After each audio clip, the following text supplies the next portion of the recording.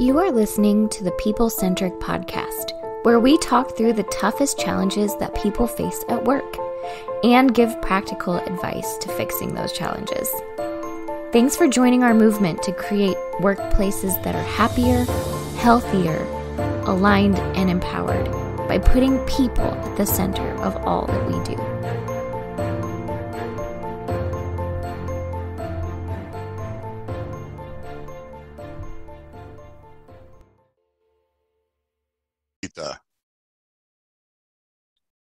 Hey, People Centric leaders. Welcome back to another episode of the People Centric podcast. We're excited about this topic. And one of the reasons why we're excited about this topic is because, darn it, just like a lot of these topics that we've been bringing, it's so relevant. And it's so relevant. And there's probably, this might even be initially anyway, as we're describing the topic and as we're getting into it, you might fall on one side or another from this. And I think if you're an employer versus an employee, you might have differing opinions on maybe what this looks like too. You know, our title of People Centric, this is what we do. We work to connect people and put people at the center of every organization that we work with.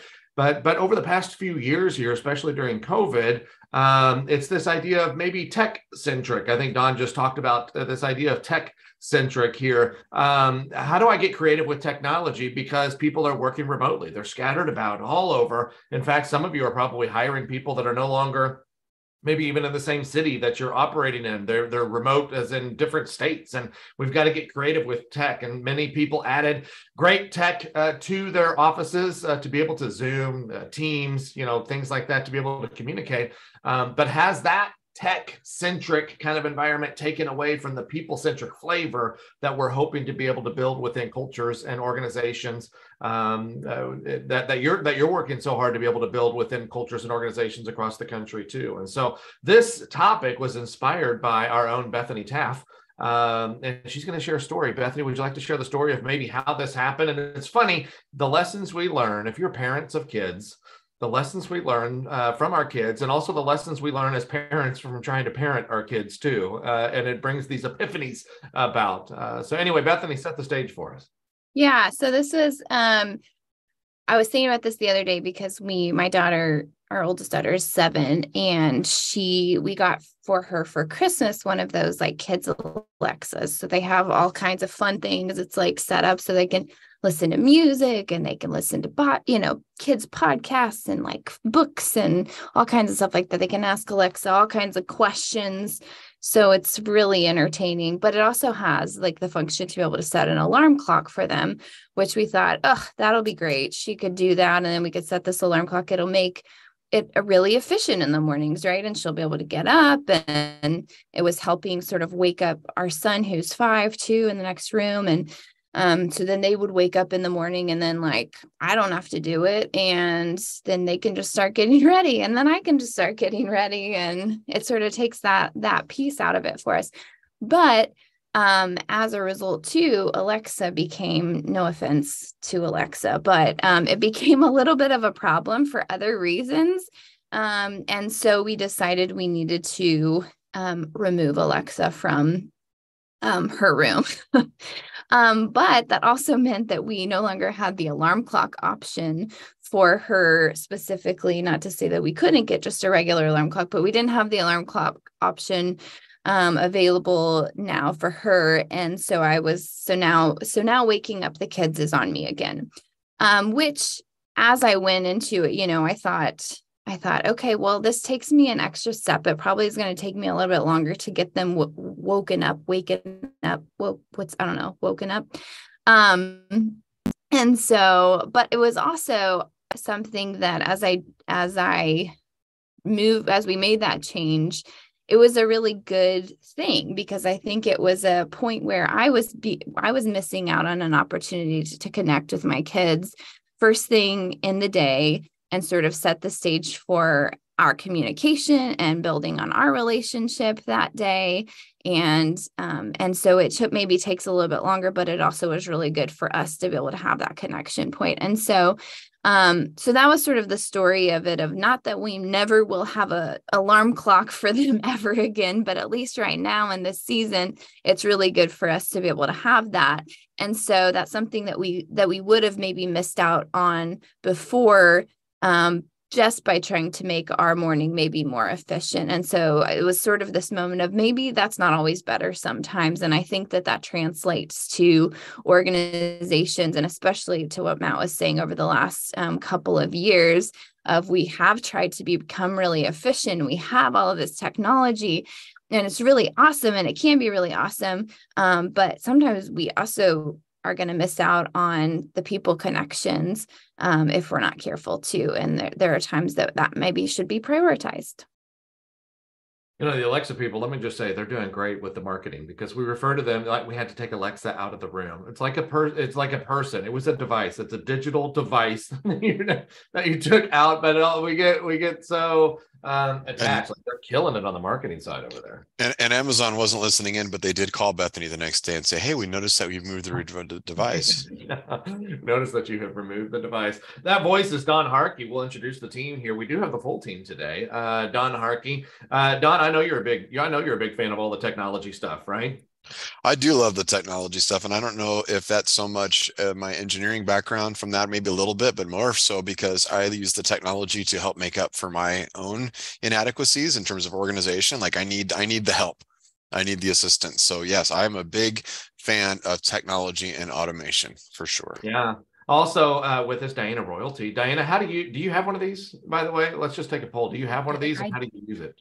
I don't have one. I am not a huge tech fan. I love my very good computer and my very good phone. And that's about all that I have. I don't do a lot of the other stuff. No automated lights or anything like that No. I have a little timer on my outside lights.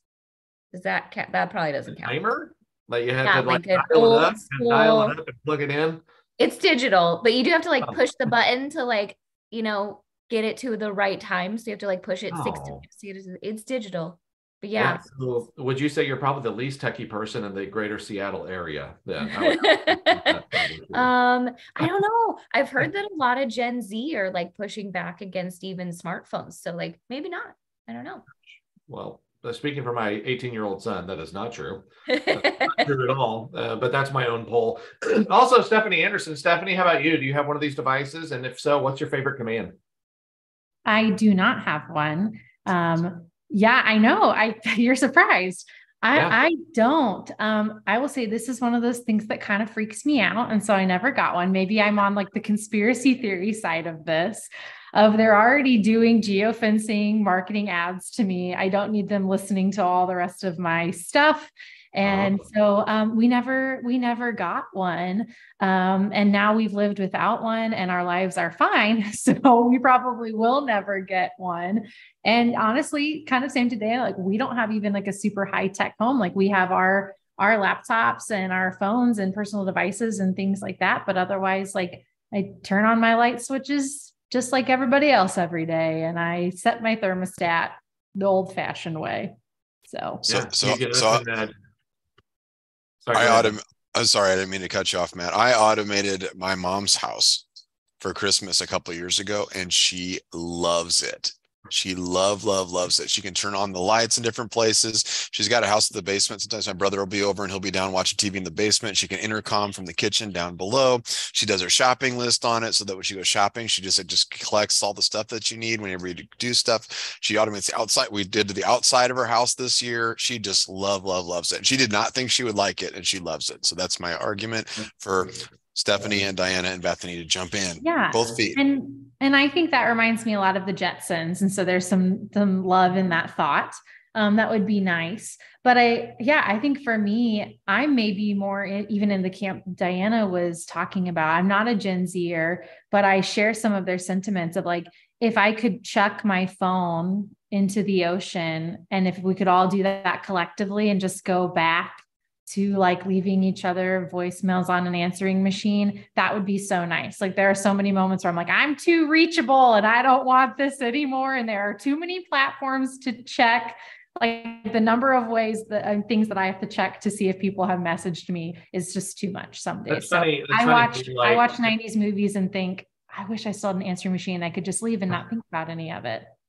Well, 90s. Okay. I was going to say, it's funny because you said, I wish we could just go back. And I thought you were going to go like the 50s whenever you didn't have access, but you went back to the answering machine, like to the 80s. Like, yes, I still want to be gotten a hold of just at my, I don't want to go too far back because, you know, things start looking not as great, you know, history wise for us if I go too far back. So I'll go to like the 90s of where like just the amount of technology sometimes feels really overwhelming to me some days. Okay.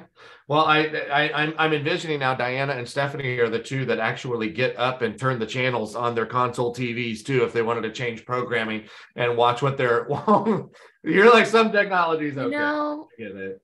I do have a remote, but I do have an old school classic NES, you know, Nintendo. Yeah. And I do have to go and like push the buttons on that, like hit restart to do the game over. So like, yes, I do have to do that. I mean, I do have like a real like clock in my house that I have to like put batteries in. And it's been really bothering me because the batteries ran out the other day. And the number of times I've like looked at the clock and now it's not been right. Like, I actually use that in my kitchen to tell time and like time recipes and do some of that stuff. Like, I know we're in a world where some people can't even read that clock anymore. If it's not a digital clock, then they look at that and they're like, that's a cute decoration. And I'm like, that's how I tell time. My alarm clock is a bell alarm clock. There's no snooze. It's just like a ding, and you have to hit it. I'm not kidding. It is. You don't have a snooze? No, it's like All right. So let me. And I use an outhouse. I don't even have a toilet. I was going to say, we probably should move on because that's coming from Don that enjoys faxes. So, you know, you probably heard the talking there. And honestly, if you know our team long enough now, we could have done that just for the rest of the hour and filled that in. Just done that back and forth. But let's maybe learn you something at the same time as we're going through this, right? So let's equate this to, what does this look like in business? You're probably thinking to yourself, man, we put so many processes into place. We have so many new processes into place because of the technology that we also had to put into place to be able to run business, to be able to do work. I remember, and this can be open for anybody, but I remember whenever we were still working with organizations and the pandemic was, you know, it was a reality and people were starting to work from home. It was like, oh, great, we can't meet anymore. Great, I can't have one-on-ones anymore. Great, you know, there goes communication. And our message the entire time was, no, you just have to be a little bit more intentional. No, you can do it. You just have to be a little bit more intentional about putting it on the calendar. You know, if you remember at that time, it wasn't just the work. It was people doing the virtual social hours. Remember that? They're like, grab a drink after work and jump on this Zoom call with your fake Hawaiian background or whatever it was at the time. You know, it was like, hey, it's a luau. Look at us. We're having great team building. But then I think over the course of time, people have been going, technology is great, but you know what we're missing? We're missing this human interaction, this opportunity where we actually do come around the table to be able to interact. So maybe let's talk about why we're seeing this as an important part and why maybe more people are talking about how do I create that culture where people do see the benefit of coming together actually in person and within organizations as well. Don, would you like to start us off? Yeah, so this is where I'm actually at. So this is not just a fake background behind me like that. Get this on YouTube. You can see look at that. That's you learn all these tricks of like I can make my face appear in the palm tree just by doing that, and then it's gone. But yeah, no, I mean I think that we talk about like is it the technology or is it the people interactions, and it is both. Like we learned in the pandemic that you could do a Zoom call just for social reasons, just to be able to hang out with each other, just to be able to talk to each other. And unfortunately, I think that what we're seeing now is that people got tired of the Zoom call thing, but they also love the efficiency of it. So now we do Zoom calls where we jump on, but it's only about business stuff. I think I'll share a story with our team. We recognized, like, as we jump into meetings, we have a couple of meetings that are standing meetings during the week that we jump onto. And sometimes this is podcast, and we'll jump in and say, okay, let's talk about what's the topic for the podcast going to be this week? What are we going to focus on? And for a little while, like we were just jump and get straight to business. And I think our team recognized that we were missing something. And we started to have conversations before we would jump into the actual topics. And you would look at it and say, well, that's an inefficient meeting. That's a waste of time. That's not very good. You're leveraging the technology wrong. But we realized, like, let's lean into that. Like, that helps us to build a stronger team. Like, our work is challenging. It's difficult. We need to be able to listen to each other. We need to be able to enjoy each other. You guys need to hear my humor. Otherwise, those jokes just get lost in the car on the way to and from work. And I think I'm funny, but you guys are missed out on that stuff. So that needs to go to the rest of the world. So I think that I like Bethany's point there. Sometimes the technology can be helpful for us and make us efficient, but maybe we go a bit too far with it, with all the technology. You know, and talk about it like this too. And Don, I know you have thoughts, and everybody else can jump in on it as well. If I am an employer looking to hire somebody, when is the, there's a lot of statistics on this, but what are my opportunities there to be able to create a highly engaged employee at that time, right off the bat? Like, is it functional to be able to onboard somebody totally through technology, totally through here, I'm going to send you a series of emails, please fill out these documents, jump on this Teams meeting, we'll go through some more onboarding and orientation, which I understand if you're hiring out-of-state employees, that's probably a reality. But is that the best opportunity to be able to create one of those highly engaged employees that we're hoping to integrate onto the team from the word go? Like, what best practices might we share with about trying to create those highly engaged employees from the beginning? I think the same rules apply. It's just different tools, right? Yeah, I was going to say, I think yes, it can be super efficient to say, like, we're going to just set this up. I've sent you a series of emails, like, go through all of these. We'll report back later. But it's also like I think we underestimate today, especially, just like the value of saying, like, let's just even take us some time to like go to lunch with the team that you're going to work directly with, or just like get on and meet everybody and like have a conversation if you have to do it over a Zoom call or something like that. And it's not even about the training at this point. It's just like hey, like, this is where you're working now. And like, here's what we're setting out to do, and like the vision that we have for what we're doing as an organization. And also, like, here's our team, and here, who are you? And like, let's just interact in that way. And so I think it's super undervalued, but it has a big impact on the retention for your staff. Yeah, and am I wrong? I was just thinking about this. I'm pretty sure, like, Stephanie and Diana, you've never met in person. Isn't that true? Yeah, that's true. That's true. Yeah, weird, but true. Yeah. And that does feel weird, I think, as you say that, because like in the interactions and stuff with the team, you wouldn't know that. I think if you interacted with our team online, you would have no idea that Stephanie and Diana have never met in person. I'm thinking of one client that we picked up before, just as the pandemic was starting, that I've never, and this is unusual. We do go on site for most of our clients and spend some time, but there's one that I've never been, there's a lot of the people that I work with on a regular basis that I've never met.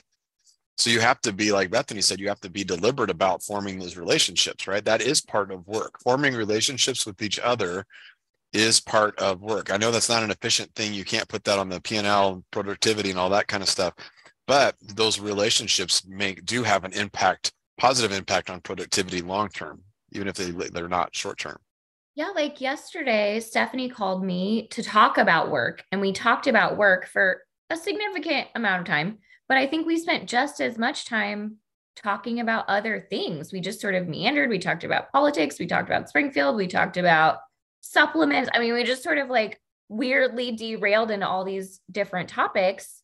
But I think you have to do that when you work with people. You have to learn who they are. You have to build some trust and camaraderie and friendship. And then today, when she's like, hey, I need help, it's like, yeah, of course I'm going to help you. Not a weird, like, hey, I don't really know you, or I don't know what you're doing, but I'm going to ask you for help anyway. It's easier to do when you feel like you know people and trust them and have some sort of connection with them. But that means, like, when you met yesterday virtually, that means you had to be some basics on this, because I've seen this mistake made. We use Zoom. We also use Teams, right? You probably met on a Teams call because it was probably internal. We use that for a lot for internally, but you both had cameras on. You're both engaged with each other in the moment. It's the same rules that you would have if you were in a room. It's just that for some weird reason, what is acceptable socially across a Zoom call or Teams call is different than what would be in a conference room. If we performed, this would be a funny idea for a video, Matt, we should do this later. Like if you had the same rules that you have on a Teams call or Zoom call in a conference room, what would that look like? Like I'm sitting there with a laptop open, just working on something completely different where you can't, like I put a screen in front of me so you can't see me, but we're going to sit and have a meeting. Like you would never do that in live. So why would you do that virtually?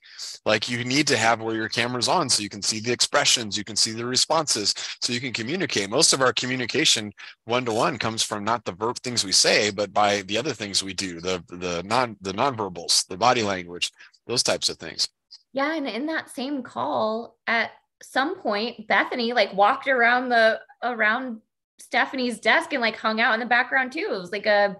It was like having a lunch break or a whatever break room or something. And we just like did it over Zoom, but it's partially because we've created those habits already. And we've said, it's cool to jump in. It's cool to talk about other things. If we had a boss, like, Don or someone who was like, no, when you're on a Zoom call, you're talking about business. It is for work. We need you to be focused 100% of the time. Like, it's hard to build a relationship if all you're going to do is talk about work. I can't do much with that.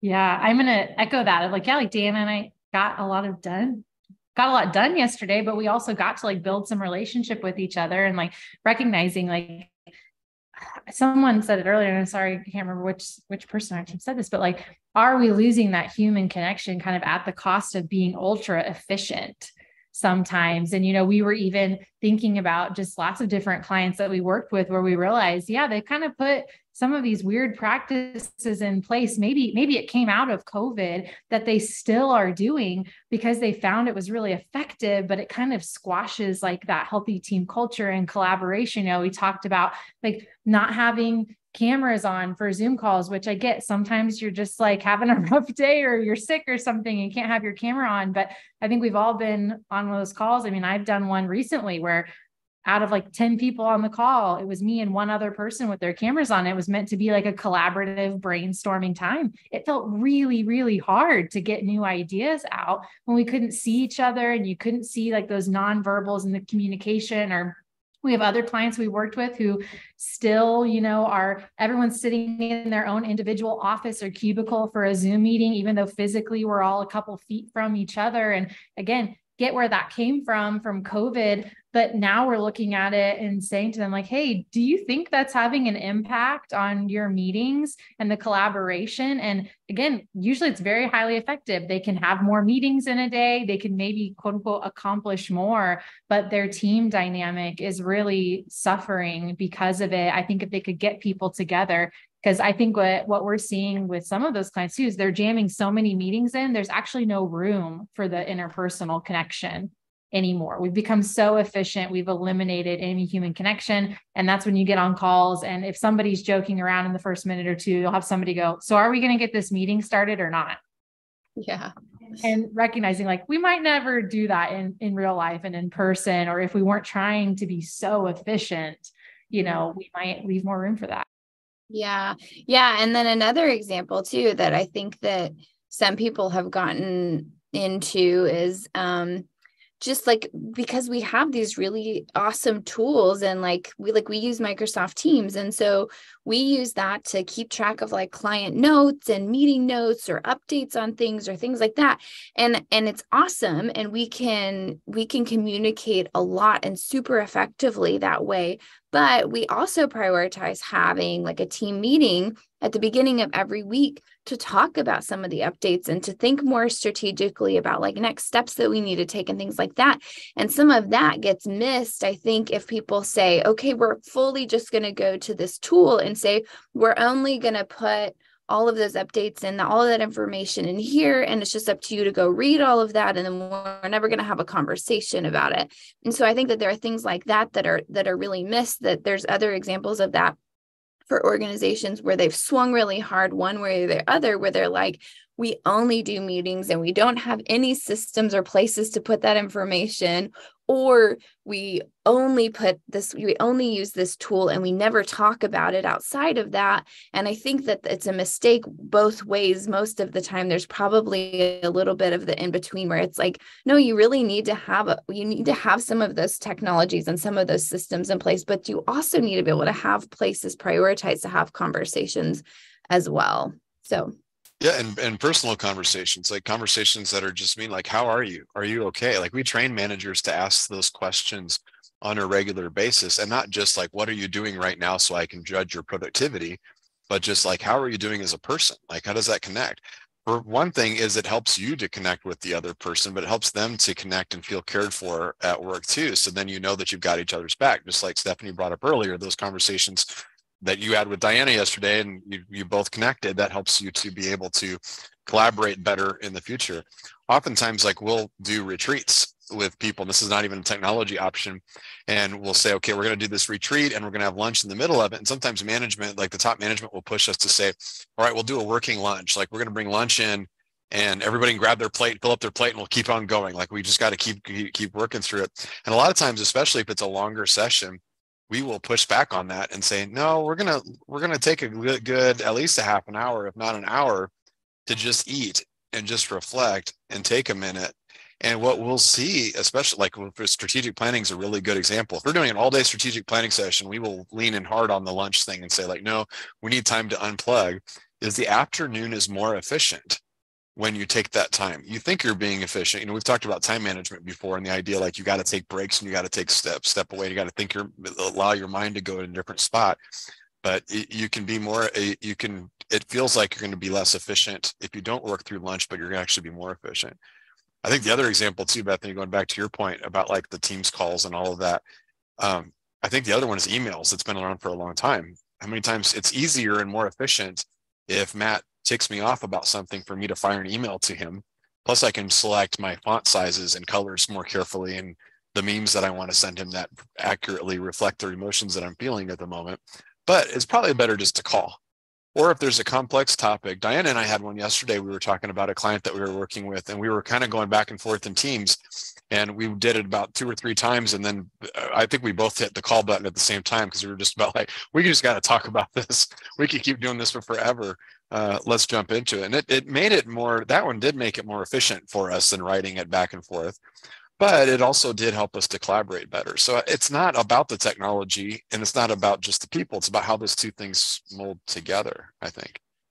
I think part of this is also selling as an employee, or selling your employees on this idea. You know, you're dealing with a workforce now. You're trying to hire people now that maybe got accustomed to working completely remotely over the last couple of years, and getting, I think that's a real psychological thing, like getting them to get to a place to where they want to be around, no offense, be around you again, and want to hang out with you. Why am I doing this? And, you know, selling them on the idea of that, you know, we're saying that you could do this in person. You can also do this remotely. You'll just have to maybe be a little bit more proactively intentional about the remote part of that, of being able to visually see that person and set some time in there. But if I am an employer trying to hire these folks, because I can just hear that other side of this too. There's plenty of articles that are talking about like nobody wants to come back. Like they don't want to come back. How do I get them back here? I want to do all these fun things that you're saying. Yeah, Bethany, I would love to take him to lunch. You know who doesn't want to go to lunch? Those people. They want to just work at home. They want to be there. And I think there's a personality side of that. Like, just tell me what you want me to do, please. Just please, like, we're cool. Just tell me what you want me to do. I don't have to go to lunch with you. But then there's also this benefit. How do we sell them on the idea of the benefit? But also, what words of encouragement maybe do we have to employers trying to be able to find the balance of, yes, I want to be an employer of choice. And sometimes that means flexible time, right? Or allowing people to work from home without having to be here in certain types of organizations. But also I see the benefit of doing this culturally too. Like, where's the balance there? What words of encouragement do we have for them? Well, first of all, Matt, you said something I thought it was kind of funny. It reminded me of a call I got from a client, and this was a little while ago, because we were coming back from the pandemic, things are opening up again, and they had all these employees, and they're not coming into the office. Like, they don't want to come into the office. They want to work from home and all of that. And I said, you can make your employees come to the office, right? So just as a reminder, like, you don't have to talk your employees into coming back to the office. If you need them to come to the office, you can still say, it's okay. This is Don from People Centric giving you permission, if you're a manager, to tell your employees that they have to come to the office every now and then. Now, I'm going to encourage you to think about, like, why do you have them come to the office? It's because always coming to the office may not be necessary. Sometimes coming to the office might be the right answer for that, but you don't have to convince your employees whether they want to come or not. The other thought I had, Matt, of what you were saying is that sometimes there's different personalities. There's some people who don't want to go to the office. And you said, like, everybody doesn't want to go to the office. I think some people learned working from home that they didn't like working from home as much as they thought they were going to work from home. So I don't think it's most people want to work from home even. And I would even argue that some people who think they want to work from home don't realize that that's not good for them, even individually. Like, it's actually feels better. It's easy to get kind of into a rut and say, it's nice to put on a button-up shirt and still wear sweatpants and go to work and sit and nobody knows it, and sit in front of a computer and quickly do my work. But that does wear on you over time. Like, it's better to be in front of people. Like, we need these social interactions. Maybe it's uncomfortable. Maybe it's a little bit, like, you have to climb the hill, you have to do the drive, you have to do the commute, you have to go into the office and stuff like that. But I think that a lot of people who've had that experience, who did come back to the office, are like, okay, I remember some of the benefits of this that maybe I had forgotten. I talked about this before we started, but I can't remember. I wish I knew the company. I can't remember the name of the company, but they were getting creative to have people stay. And yes, we can demand it of them. Like Don was saying, I can just demand that you do it, but they were getting creative on trying to find that balance and trying to relate to them. And they would bring a drink cart around, but the drink cart didn't come around until like 4:00 to encourage people to want to stay until the end. It wasn't like 10 a.m. mimosas. It was like 4:00. If you're still here, they bring a drink cart through the area. And I don't know how many organizations, they're on the East Coast somewhere. I can't remember the name of the organization. Otherwise I would say it now, but I just know it's a reality. People are getting creative. Don, we go to conferences all the time, and it's a struggle trying to hire people, and they're trying to figure out, what is that balance? And so I think, is there a weaning process of the face-to-face idea there? We talked about be able to create a highly engaged, and I'm reading your faces, you can't see them, everybody's looking at me like, what are you talking about, weaning process? What I'm talking about, like, are we weaning or losing? Is that what you're saying? Create that highly engaged employee. We talk about, we want to immerse them in the culture, we want to really engage them in person, or at least on video from the beginning. But I don't know, 6 months later down the road, does some of that fall to the wayside just a little bit? Now we're kind of in a cadence of technology. Like, are we encouraging more of the face-to-face interaction, more of the video, more of that stuff early on in the hiring process? And then, okay, we're still going to do some, but it's not as intense as it was in the beginning. Would you agree with that? Yeah, I think that one of the jobs of managers are to watch. I think the primary job of managers are to guard the culture of their team. So I think that a manager, owner, executive, whatever, supervisor should be watching how their team interacts and thinking about how to tweak things accordingly. So, like, if you initially, like, onboarding, like you talked about it, like it's an employee's journey, like, okay, initially I want you to have more interactions with people, but you might just watch it and say, like, I think our team is feeling distant from each other. I wasn't even the one that called that out on our team. And I think we talked about it a few months ago. Like, we just need to spend more time together, not doing work. And I know that sounds kind of funny and counterintuitive a little bit for some folks, but we started doing that. I think it does feel better overall for the team. So there's not like a hard rule of you need to have 3 Zoom calls in person per day, but then do once. And there's nothing like that. I think you're constantly tweaking and adjusting your team based on where your team is at. Mm-hmm. Well, were you going to add to that, Diana, specifically? Yeah. And I was going to say, I think it's also the manager, it's sort of their job to reflect that too, and to model that a little bit, because I know that Bethany calls me randomly. Don, you call me randomly. Like, you've made it okay on our team to just pick up the phone and just be like, I got to talk. Let's just loop Diana in. Right. Cause I'm the only one who's like really remote. But you've made it okay for people to just pick up the phone and say, hey, I had a question about this, or, hey, how are you doing?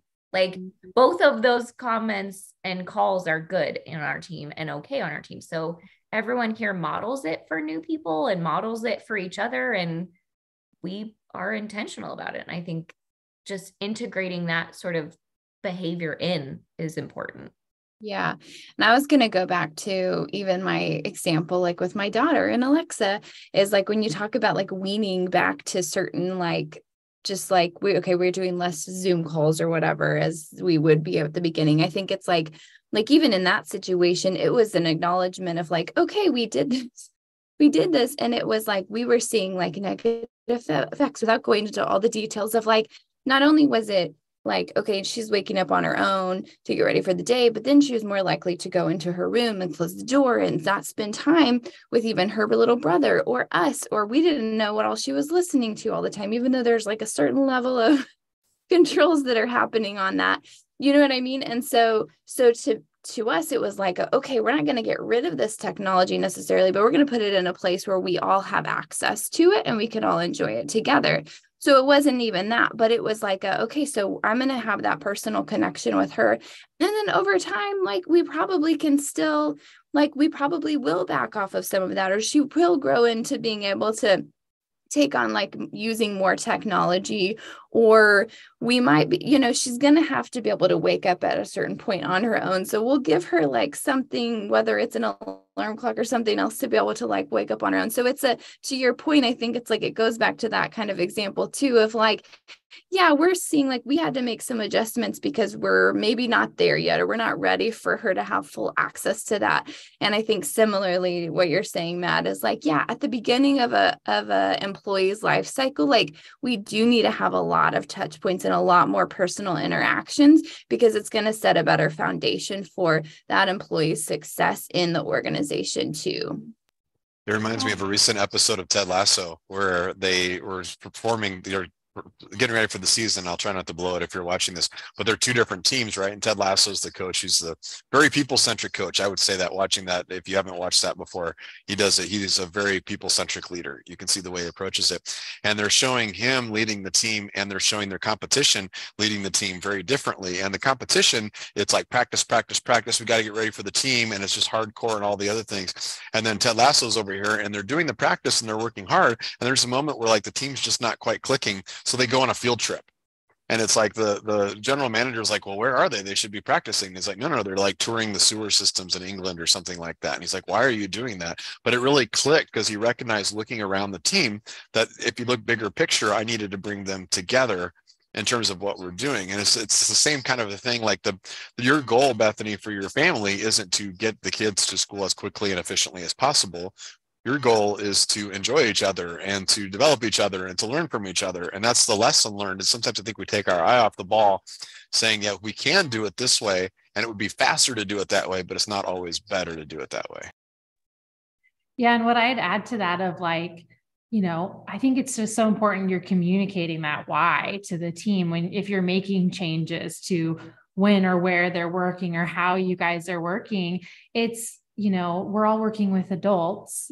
So tell them, this is the culture that we want. We want to have this team together. Like, I'm a huge Ted Lasso fan. And so like thinking even about that episode of like, he gave them such a clear why of they were doing this as a team and why it was important for them to like go off the pitch and have this field trip and do this stuff. If he had just done that and then really not given explanation, and then it was just forceful, like, you're going to do this and you're going to do it now, the team probably wouldn't really have bought into the idea of leaving practice, because they're looking at their competition and going like, well, we need to practice just as much as them.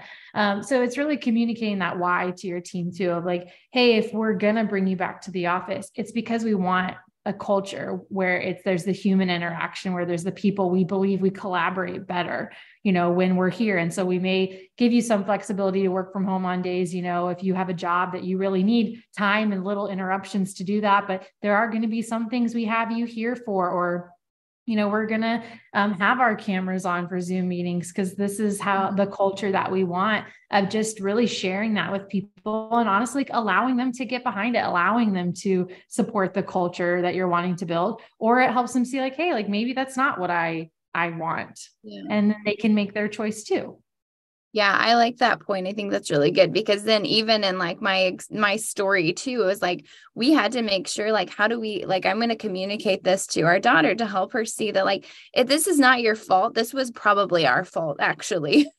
Like we made this decision, we allowed this to happen, and we're going to make an adjustment, but it's not because you're not in trouble for it. We just want something different, to kind of how Dawn explained, like, this is the goal that we have for our family, what we want to do. And so similarly, I like that point of saying, like, here's the why behind why we're doing this. We're not trying to be mean. We don't think that you're doing bad things. You're not in trouble. Like, but this is what we're shooting for. And I think it's going to make us better as a team. And I think we're all going to enjoy it at the end of the day, even though you might still get some pushback as a leader on this event, at the beginning, but hopefully people adjust over time. So. All right. Thanks, everybody. It feels like we've covered this topic forwards and backwards. Any other parting shots here that anyone would like to offer up? I just want to offer, if anybody wants some help in automating their house, I would love to help them on this team. This is not for the listener out there. Don't call me. I don't care about your houses there. But if for any of our people here, if you want some help, I can help you with that. So yeah, will you come to Tacoma and automate my house? Yeah, I will. Okay. Yeah. We'll be there next month. Yep. Let's do it. Yes, I'm in. We'll be right there. It's funny, I didn't say it ahead of time, but my 18-year-old son the other day, we do have the doorbell and all the stuff, all the video stuff. And one of his friends had come around the corner. They were going to come on, ring our doorbell and take off. You know that game. And the guy got on the front porch and he saw it and he was like, oh, and he turned and left. But he didn't know that it automatically records. Like, I caught him and I screenshot in the video, like, hey, you know this guy? Like, yeah, I know that kid. Okay, because he's like, oh, and froze and left. And so technology is also good, but we're saying time and place. And really, a lot of the things that we're talking about with us, you might be working for a larger company going, you guys can do that. You're a 5-person organization. It's easy. You guys are kind of like the size of a family anyway. Might be harder to do that, given the scale of the operation that you're running. And I get that, but you can do this. You can be creative, proactively, intentionally creative in order to help build the culture that you are trying to achieve. If you have other questions on the topic or have other topics that you'd like to feed us, we're always welcome to that. Listen to the outro to find out more, and please continue to share the podcast. Thanks, everybody. Have a great day. Thank you for listening to the People Centric podcast. We are so grateful for you joining us every week. If you like this content, please like and subscribe. Also, feel free to share on your social media with everyone that you know. It really does help us. If you would like to contact us, I have put our information in the show notes. Please reach out anytime. We love hearing from you. We will be back next week with a new topic. Until then, be well and lead well.